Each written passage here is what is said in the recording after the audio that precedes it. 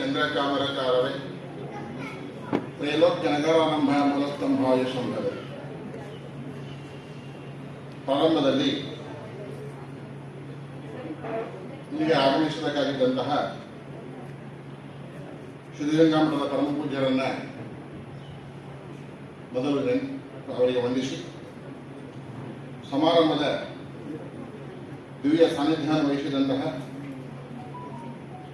ಅನುಭಾವಿಗಳು, ಶಿವಾನುಭವ ಜನಮೂರ್ತಿಗಳು, ನಮ್ಮೆಲ್ಲರ ಮಾರ್ಗದರ್ಶಕರು ಆದಂತಹ ಪರಮ ಪೂಜ್ಯ ಶ್ರೀ ನಿರಂಜನ ಪರಮಸ್ವರೂಪಿ ಶ್ರೀ ಶಿವರುದ್ರ ಮಹಾಸ್ವಾಮಿಗಳವರ ಗದಾವಳಿಯಲ್ಲಿ ಭಕ್ತಿಪೂರ್ವಕ ನಮಸ್ಕರಿಸುತ್ತಾ ಹಾಗೂ ಈ ಸಮಾರಂಭದ ಅಧ್ಯಕ್ಷತೆಯನ್ನು ವಹಿಸಿದಂತಹ ಹಿರಿಯ ಅಧಿಕಾರಿಗಳು ಹಾಗೂ ಶರಣ ಸಾಹಿತ್ಯ ಪರಿಷತ್ ಅಧ್ಯಕ್ಷರು ಹಾಗೂ ಉತ್ತಮವಾದಂತಹ ವಾಗ್ಮಿಗಳು, ಜೊತೆಯಲ್ಲಿ ಸನ್ನಿಹದಲ್ಲಿಯೇ ಕನ್ನಡ ಸಾಹಿತ್ಯ ಪರಿಷತ್ತಿನ ಅಧ್ಯಕ್ಷರು ಆಗದಿರುವ ಡಾಕ್ಟರ್ ಸಿ ಸೋಮಶೇಖರ್ ಅವರೇ ಸಮಾರಂಭದಲ್ಲಿ ಉದ್ಘಾಟನೆಯನ್ನು ಮಾಡಿ ಅವರ ಭಾಷಣ ಮಾಡಬೇಕಾಗಿತ್ತು. ಅನಿವಾರ್ಯ ಕಾರಣದಿಂದ ಆ ಸಮಯ ನಾನು ಸ್ವಲ್ಪ ಇಸ್ಕೊಂಡಿದ್ದೀವಿ.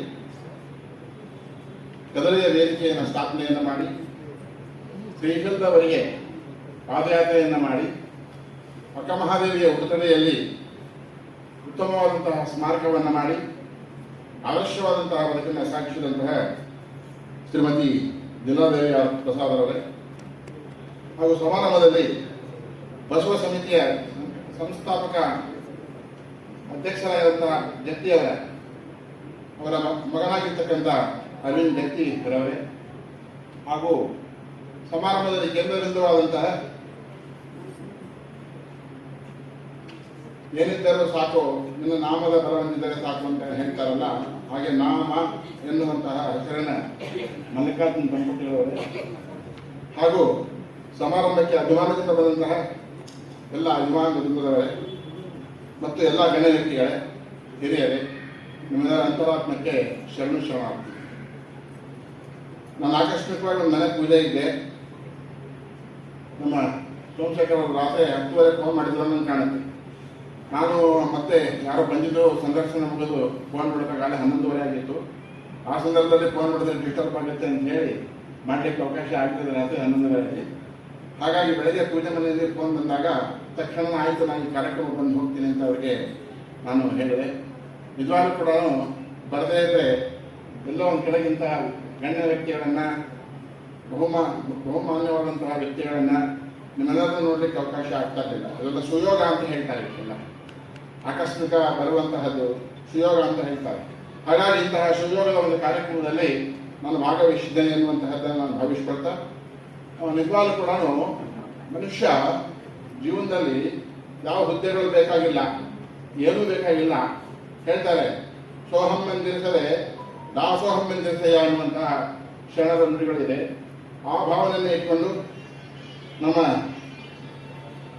ಮಲ್ಲಿಕಾರ್ಜುನರವರು ಅವರು ತಮ್ಮ ಜೀವಿತಾವಧಿಯ ಕಾಲದಲ್ಲಿ ಹಲವಾರು ಬಡ ಮಕ್ಕಳಿಗೆ ಸಹಾಯವನ್ನು ಮಾಡುವುದರ ಮೂಲಕವಾಗಿ, ಹಿರಿಯರುಗಳಿಗೆ ಸೇವೆಯನ್ನು ಮಾಡುವುದರ ಮೂಲಕವಾಗಿ, ಯಾರಿಗೆ ಏನು ತೊಂದರೆ ಇದೆಯೋ ಅದನ್ನು ಗಮನಿಸಿಕೊಂಡು ಹುಡುಕಿ ಹೋಗಿ ಸೇವೆಯನ್ನು ಮಾಡುವಂತಹ ಒಂದು ಸ್ವಭಾವವನ್ನು ಹೊಂದಿರತಕ್ಕಂಥವ್ರು ಮಲ್ಲಿಕಾರ್ಜುನರವರು. ನಿಜವಾಗ್ಲೂ ಕೂಡ ಮನುಷ್ಯನಿಗೆ ಬೇಕಾದಂಥ ಅವಕಾಶಗಳು ಇರ್ತದೆ. ಅವಕಾಶ ಇದ್ದರೆ ಕೆಲಸ ಮಾಡೋದಿಲ್ಲ. ಏನೋ ಅವಕಾಶ ಇದ್ದರೆ ಅವಕಾಶವನ್ನು ಮಾಡಿಕೊಂಡು ಕೆಲಸ ಮಾಡೋದಿದೆಯಲ್ಲ, ಅದು ಶ್ರೇಷ್ಠವಾದಂತಹ ಸೇವೆ ಎನ್ನುವಂತಹದ್ದಿದೆ. ಅಂತಹ ಸೇವೆಗೆ ಪಾತ್ರರಾಗಿರ್ತಕ್ಕಂಥವ್ರು ಯಾರು ಇದ್ರೆ ಪವಿತ್ರವಾದಂತಹ ಮನಸ್ಥಿತಿಯನ್ನು ಇಟ್ಕೊಂಡು ನಿಷ್ಕಲ್ಮಶವಾದಂತಹ ಭಾವದಿಂದ ಸೇವೆಯನ್ನು ಮಾಡೋದಿದೆಯಲ್ಲ, ಅವ್ರು ಹೇಗಿರ್ತಾರಪ್ಪ ಅಂತ ಹೇಳಿದ್ರೆ ಪರಮಾತ್ಮನೊಂದಿಗೆ ಇರ್ತಾರೆ. ಸೇವೆಯನ್ನು ಮಾಡುವಂತಹ ಮನಸ್ಥಿತಿಯುಳ್ಳವರು ಅವ್ರು ಹೇಗಿರ್ತಾರೆ, ಪರಮಾತ್ಮನೊಂದಿಗೆ ಇರ್ತಾರೆ. ಯಾಕೆ? ಸೇವಾ ಪರಮೋ ಧರ್ಮ ಎನ್ನುವಂತಹದ್ದು ಶಾಸ್ತ್ರ ಹೇಳುತ್ತೆ. ಹಾಗಾಗಿ ಸೇವೆಯೇ ಶ್ರೇಷ್ಠವಾದಂತಹ ಧರ್ಮ ಎನ್ನುವಂತಹದ್ದನ್ನು, ಅಂತಹ ಸೇವೆಯನ್ನ ಆಯ್ಕೆಯನ್ನ ಮಾಡಿಕೊಂಡು ಬಹುಜನಗಳಿಗೆ ತಮ್ಮ ಕೈಲಾದಂತಹ ಸೇವೆಯನ್ನು ಮಾಡೋದಿದೆಯಲ್ಲ, ಅದು ಬಹಳಷ್ಟು ಶ್ರೇಷ್ಠವಾದಂತಹ ಕೆಲಸ. ಹಾಗಾಗಿ ಉಳ್ಳಲ್ಲಿ ಉಳದಿಲ್ಲ, ಉಳ್ಳಲ್ಲಿ ದಾನ ಕೊಡಲು ಧನವು ಕಳ್ಳನ್ನು ರೂಪವಾಗಿ ಸರ್ವಜ್ಞ ಎನ್ನುವಂತಹ ಮಾತನ್ನು ಹೇಳ್ತಾರೆ. ಆ ದೃಷ್ಟಿಯಿಂದ ನಮ್ಮ ಕೈಗೆ ಎಷ್ಟು ಸಾಧ್ಯವಾಗುತ್ತೆ ಅಷ್ಟು, ಬೆಟ್ಟದಷ್ಟು ನಮ್ಮ ಮಾಡಲಿಕ್ಕೆ ಸಾಧ್ಯವಾಗದೇ ಇರಬಹುದು, ಆದರೆ ಹಿಡಿಕಲ್ಲಷ್ಟಾದ್ರೂ ಮಾಡಲಿಕ್ಕೆ ಸಾಧ್ಯ ಅವಕಾಶ ಪ್ರತಿಯೊಬ್ಬರಿಗೂ ಇದ್ದೇ ಇರ್ತದೆ.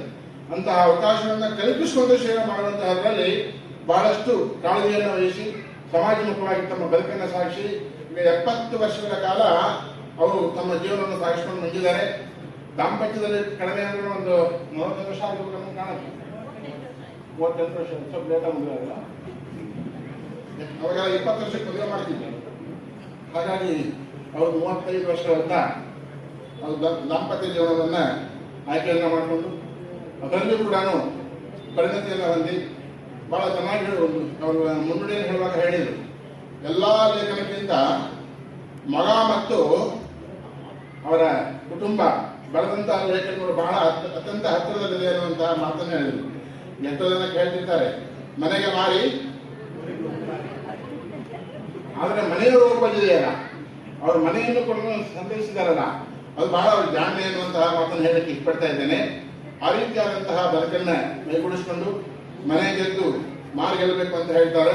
ಆ ನಾನುಡಿಯಿಂದ ನಮ್ಮ ಬದುಕನ್ನ ಸಾಗಿಸಿಕೊಂಡು ಅತ್ಯಂತ ನಿಮ್ಮೆಲ್ಲರ ಮನಸ್ಸನ್ನು ಗೆದ್ದು ಸಮಾಜದಲ್ಲಿ ಶ್ರೇಷ್ಠವಾದಂತಹ ಸೇವೆಯನ್ನು ಸಾಧಿಸುವಂತಹ ಇವರಿಗೆ ಇನ್ನೂ ಭಗವಂತ ಹೆಚ್ಚಿನ ಆಯುಷು ಆರೋಗ್ಯವನ್ನು ಕೊಟ್ಟು ಹೆಚ್ಚು ಹೆಚ್ಚು ಸೇವೆ ಮಾಡುವಂತಹ ಒಂದು ಅವಕಾಶವನ್ನು ಕಲ್ಪಿಸಲಿ ಎನ್ನುವಂತಹ ಮಾತನ್ನು ಹೇಳ್ತಾ, ಆಕಸ್ಮಿಕವಾಗಿ ಬಂದು ಸಮಯವನ್ನ ಈ ಮಧ್ಯದಲ್ಲಿ ತೆಗೆದುಕೊಂಡಿದ್ದರಿಂದ ಯಾರು ಅನಂತ ಆಲಿಸಬಾರದು.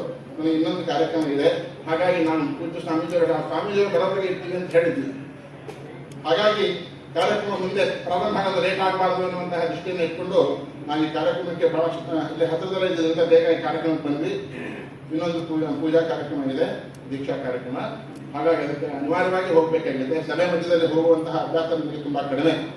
ಅನಿವಾರ್ಯ ಕಾರಣದಿಂದ ನಿಮ್ಮೆಲ್ಲರ ಒಂದು ಒಪ್ಪಿಗೆಯನ್ನು ಪಡೆದು ಗುರುಗಳಲ್ಲಿ ಮತ್ತೊಮ್ಮೆ ಭಕ್ತಿ ನಮಸ್ಕರಿಸಿ ನಿಮ್ಮ ಎರಡು ಮಾತನ್ನು ಮುಗಿಸ್ತಾ ಇದ್ದೇನೆ. ಶುಭಂ ಭೂಯ. ದಂಪತಿಗಳ ಒಂದು ಸಣ್ಣ ಮನವಿ, ಅವರು ಇಬ್ಬರು ದಂಪತಿ ಮತ್ತು ಮಕ್ಕಳ ಸಮೇತವಾಗಿ ನಮ್ಮ ಮಠಕ್ಕೆ ಬರಲಿ, ನಮ್ಮ ವಿದ್ಯಾರ್ಥಿಗಳ ಮೂಲಕವಾಗಿ ಅವರಿಗೆ ಅವರ ಸಂದೇಶವನ್ನ ಕೊಡೋದರ ಮೂಲಕವಾಗಿ ಮಠದಲ್ಲಿ ಅವರಿಗೆ ಸನ್ಮಾನ ಕಾರ್ಯಕ್ರಮವನ್ನ ಮಾಡ್ತೇವೆ ಎನ್ನುವಂತಹ ಮಾತನ್ನು ಈ ಸಂದರ್ಭದಲ್ಲಿ ಹೇಳಲಿಕ್ಕೆ ಇಷ್ಟಪಡ್ತಾ ಇದ್ದೇನೆ. ಅವರು ಸಾಧ್ಯವಾದಷ್ಟು ಬೇಗ ನಮ್ಮ